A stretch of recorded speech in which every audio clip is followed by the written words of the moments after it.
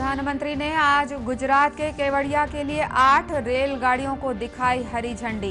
अब statue of unity पहुंचना हुआ आसान।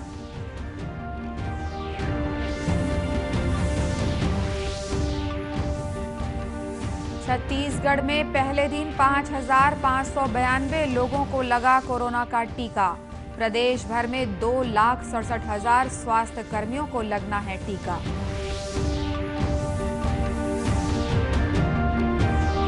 बर्ड फ्लू का मामला सामने आने के बाद प्रशासन ने बालोद में 10,000 से अधिक पोल्ट्री उत्पादों को नष्ट किया। प्रदेश भर में बढ़ाई गई निगरानी।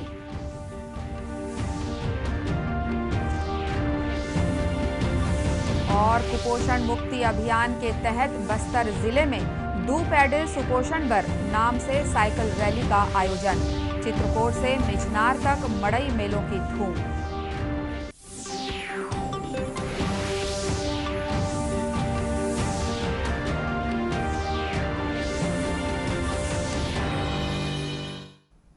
नमस्कार, आप देख रहे हैं दूरदर्शन समाचार। मैं हूं अनुराधा दुबे और अब समाचार विस्तार से। प्रधानमंत्री नरेंद्र मोदी ने आज वीडियो कॉन्फ्रेंस के जरिए देश के विभिन्न शहरों से गुजरात के केवड़िया को जोड़ने वाली 8 रेलगाड़ियों को हरी झंडी दिखाकर रवाना किया। इन रेलगाड़ियों के शुरू हो जाने से स्टैच्यू ऑफ यूनिटी तक की यात्रा आसान हो जाएगी। प्रधानमंत्री मोदी ने कहा कि आज हम सब के लिए ऐतिहासिक दिन है। आज एक भारत श्रेष्ठ भारत अपने सुंदर रूप में परिलक्षित हो रहा है। उन्होंने कहा कि भारतीय रेलवे के इतिहास में पहली बार देश भर से 8 रेलगाड़ियां एक साथ एक गंतव्य से जुड़ गई हैं। देश को एक भारत श्रेष्ठ भारत का मंत्र देने वाले, देश का एकीकरण करने वाले सरदार पटेल की दुनिया की सबसे ऊंची प्रतिमा से, स्टैच्यू ऑफ यूनिटी से है, सरदार सरोवर बांध से है। आज का ये आयोजन सही मायने में भारत को एक करती भारतीय रेल के विजन और सरदार वल्लभ भाई पटेल के मिशन दोनों को परिभाषित कर रहा है।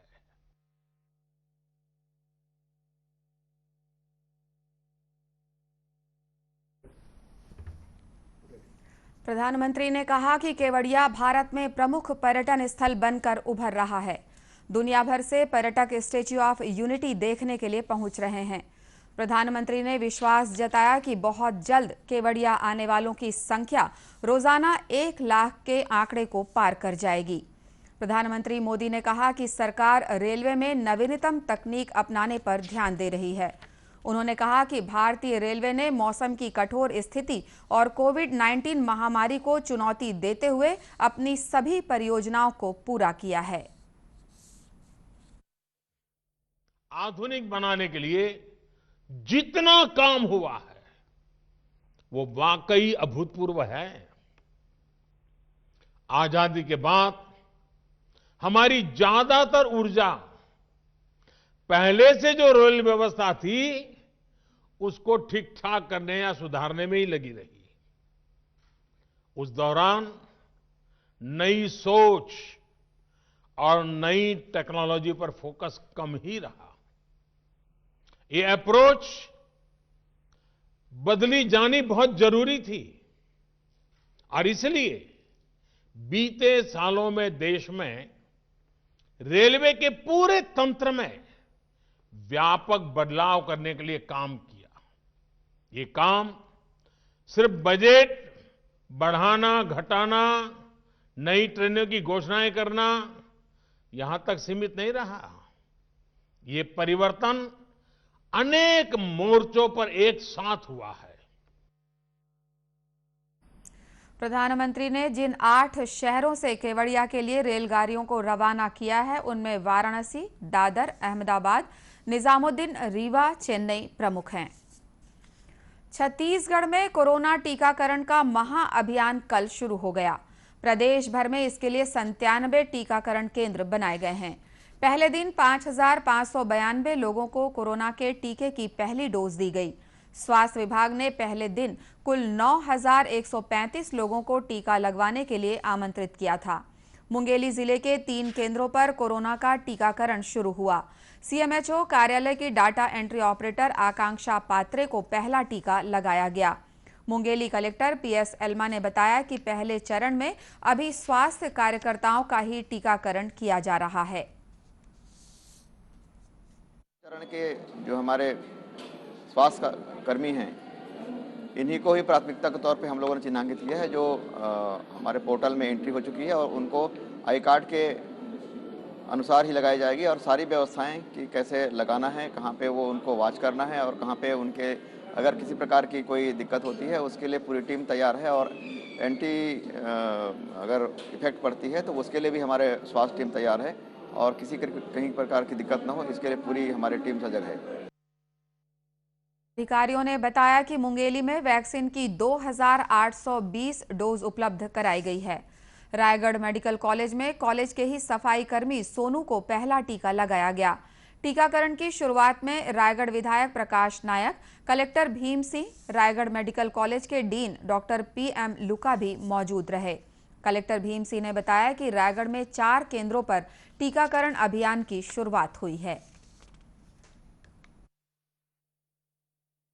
आने वाले दिनों में बाकी सारे health workers, anganwadi workers, frontline workers और फिर बाकी जनता के लिए वैक्सीनेशन किया जाएगा। कितने लोगों को लगाया जाना है सूची में सर? कितनी? 100 हर सेंटर पे 100 लोगों को लगाया जाएगा, 400 लोगों को लगाया जाएगा और हमारे पास 10,000 डोज आए हैं अभी, बाकी 4,000 डोज और आने बाकी हैं। तो 14,000 लोग अभी हमारे फ्रंटलाइन वर्कर्स का रजिस्ट्रेशन पहले चरण में हुआ था, तो वो मुझे लगता है 1 सप्ताह में आ जाएंगे, तो इन सबको पहले कवर किया जाएगा।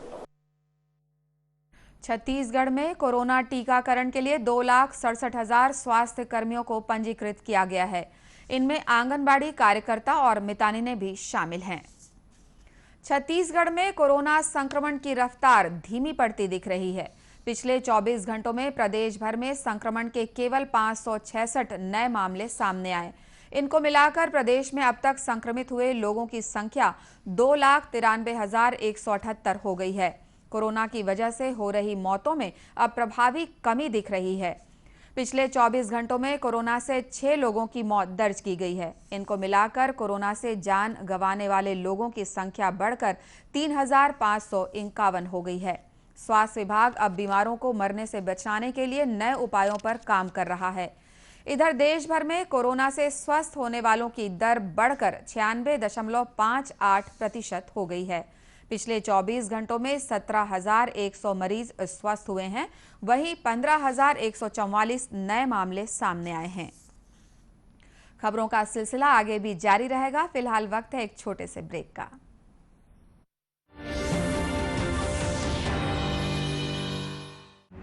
वैश्विक महामारी कोविड-19, जिसका कहर संपूर्ण मानव जाति को अपनी आगोश में ले चुका है।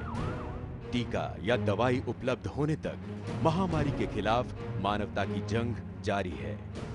अब जब अनलॉक 5 के तहत लगभग सारा देश खुल गया है, तब और भी आवश्यक है कि हम सतर्क रहें। ऐसे में सबसे जरूरी है समझदारी और बचाव।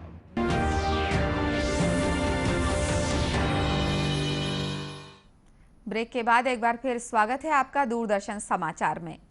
बालोद जिले में बर्ड फ्लू का मामला सामने आने के बाद प्रशासन ने महामारी से निपटने की तैयारी तेज कर दी है। डोंडी ब्लॉक के गिधाली गांव स्थित जिस पोल्ट्री फार्म में संक्रमण मिला था, उसके 1 किलोमीटर के दायरे में आने वाले सभी पोल्ट्री उत्पादों को नष्ट किया जा रहा है। पशुधन विभाग ने कल रात एक फार्म की 10,500 मुर्गियों को नष्ट करने के लिए उन्हें गड्ढे में दफना दिया। बालोद कलेक्टर जन्मेजय मोहबे ने बताया कि संक्रमित फार्म के 1 किलोमीटर के दायरे में आने वाले सभी पोल्ट्री फार्मों में ये कार्रवाई की जाएगी। मुर्गियों की कलिंग हमने चालू कर दिया, उसको मृत करके उसका प्रॉपर डिस्पोजेबल प्रक्रिया चालू कर दी है और कल रात की प्रोसेस तो हो चुकी थी। और उसके अलावा यदि मान लो उस 1 किलोमीटर की परिधि में और भी पोल्ट्री फार्म होंगे तो वहाँ भी ये प्रक्रिया की जाएगी। इसके अतिरिक्त 10 किलोमीटर की रेंज में सर्वेलेंस जोन बनाए गए हैं और जिले में जो गवर्नमेंट ऑफ इंडिया की और स्टेट गवर्नमेंट की गाइडलाइन है उसके अकॉर्डिंगली कार्रवाई चल रही है। संक्रमण की आशंका को देखते हुए प्रशासन ने बालोद जिले में पोल्ट्री उत्पादों का परिवहन पूरी तरह से प्रतिबंधित कर दिया है। छत्तीसगढ़ अपनी आदिवासी और लोक संस्कृति के साथ पुरातात्विक धरोहरों का भी गढ़ है। प्रदेश के सभी हिस्सों में प्राचीन मंदिर और बौद्ध विहारों के अवशेष बिखरे पड़े हैं। दुर्ग जिले का धमधा भी ऐसे ही प्राचीन धरोहरों का एक केंद्र है। दुर्ग जिले के मुख्यालय से करीब 40 किलोमीटर दूर धमधा गोंड राजवंश का केंद्र रहा है। इस जगह पर एक ही परिसर में स्थित बुढ़ेश्वर महादेव मंदिर और भगवान विष्णु का चतुर्भुजी मंदिर अपनी प्राचीन वैभव की कहानी कह रहे हैं। शासकीय विज्ञान महाविद्यालय दुर्ग में इतिहास विभाग के प्रमुख डॉक्टर अनिल पांडे ने बताया कि ये दोनों मंदिर अपनी समय के स्थापत्य कला का अनुपम उदाहरण हैं। महादेव के जो शीर्ष भाग है, शिखर है, वह विलुप्त हो गया है, टूट चुका है।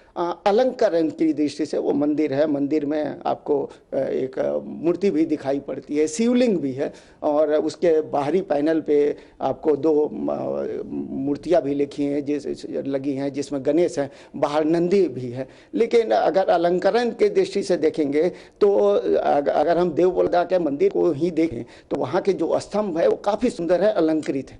तो उसका अभाव बड़ा है। चाहे बाहरी अलंकरण हो या मंदिर का आंतरिक अलंकरण हो। मंदिर में मंडप है और गर्भगृह है। अलंकरण हमको यहाँ पर कोई पैनल नहीं है, कोई स्तंभ नहीं है। विष्णु मंदिर में भी लगभग, हालांकि उसके शिखर हैं, बाहरी अवशेष उसके पूर्णतः सुरक्षित हैं और अंदर में विष्णु की प्रतिमा बनी है, चतुर्भुजी है, चारों हाथ हैं, शंख चक्र गदा पद्म उनके हाथ में है और वो खड़ी मूर्ति है, विष्णु की बैठी हुई मूर्ति नहीं है, खड़ी मूर्ति दिखाई पड़ रही है। तो मंदिर काफ़ी प्राचीन है। चूँकि गोंड राजवंश बनने के पहले के दोनों मंदिर हैं, इसीलिए छत्तीसगढ़ संस्कृति एवं पुरातत्व विभाग ने उसको अपने संरक्षण में ले रखा है। जरूरत है इन मंदिर को पुनः करने की, उनको पर्याप्त संरक्षण देने की और इतिहास के एक महत्व देते हुए इनको आगे लाने की। 14वीं शताब्दी में निर्मित इन मंदिरों का आकर्षण अब भी कम नहीं हुआ है।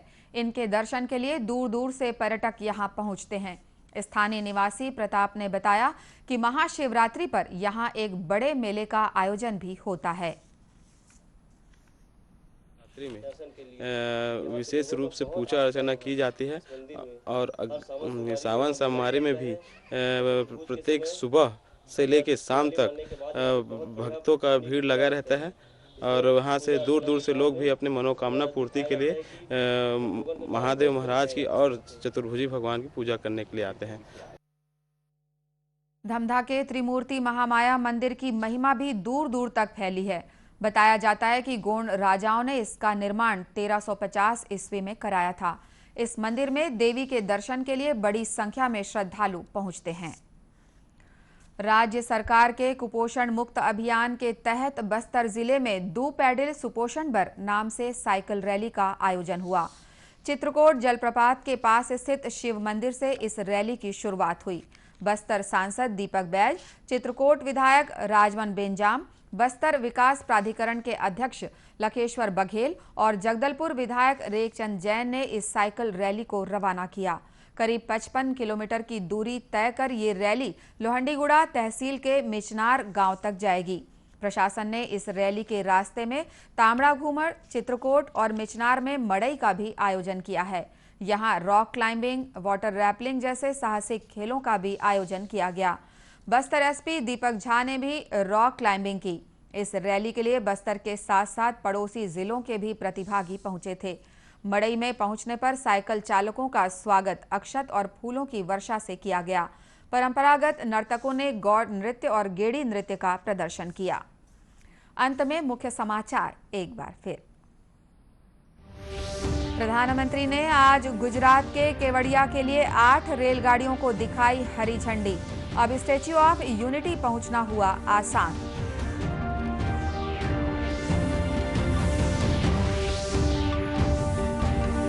छत्तीसगढ़ में पहले दिन 5,592 लोगों को लगा कोरोना का टीका।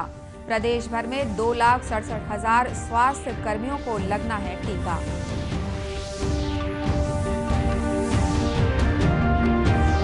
बर्ड फ्लू का मामला सामने आने के बाद प्रशासन ने बालोद में 10,000 से अधिक पोल्ट्री उत्पादों को नष्ट किया। प्रदेश भर में बढ़ाई गई निगरानी।